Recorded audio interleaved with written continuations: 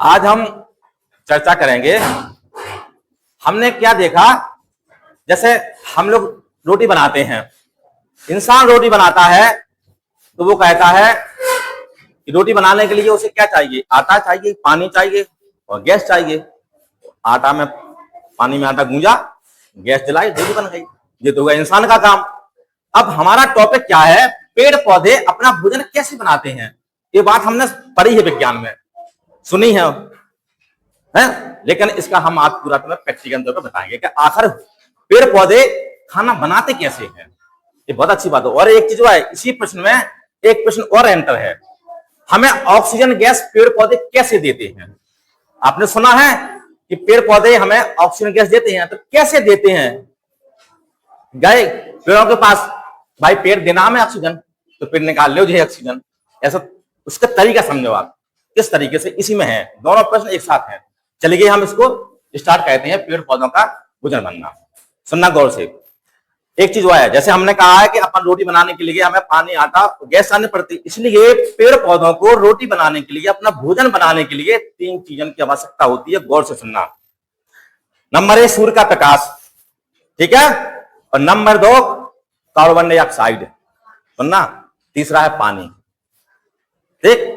और अगर हम तीनों वैसी बात करें कि भाई भोजन कैसे बनाते हैं और हमें O2 कैसे देते हैं, तो इसका उत्तर है प्रकाश संश्लेषण की क्रिया के द्वारा हमें O2 देते हैं। फोटोसिंथेसिस क्रिया होती है। अब इसका हम विस्तार कहते हैं। सुनो गौर से।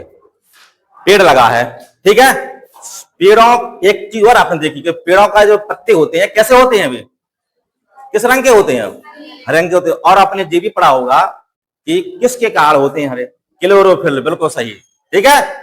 तो पेड़ क्या करते हैं, पेड़ों के जो पत्ते हैं, सूर्य से प्रकाश जब आता है पत्तों में, तो पत्ते क्लोरोफिल की मदद से, क्लोरोफिल की सहायता से वो पत्ते क्या करते हैं, सूर्य के प्रकाश को सोख लेते हैं।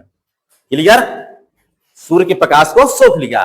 अब एक 3 चीजें थी रोटी खाना बनाने में, एक क्लियर हो गई, सूर्य का प्रकाश उन्होंने सोख लिया पत्तों में। दूसरा क्या था, कार्बन डाइऑक्साइड, जो हम जैसे और भी अन्य जीव हैं। अब जो कार्बन डाइऑक्साइड है, जो छोड़ते हैं कार्बन डाइऑक्साइड, हम पत्तों में जो छेद होते हैं उन्हें हम कहते हैं स्टोमेटा। क्या बोलते हैं, स्टोमेटा। वे छिद्र जो अपनी जो कार्बन डाइऑक्साइड अपने छोड़ी है ना, उन छिद्रों से होकर चली जाएगी पेड़ पौधों के अंदर।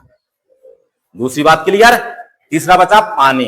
अब पानी कैसे लेते हैं पेड़ पौधे, जो जड़ है अंदर, सतह है, यहां से पानी पौधों की जड़ों ने लिया, जड़ जो होती है पानी को पत्तों तक भेज देती हैं।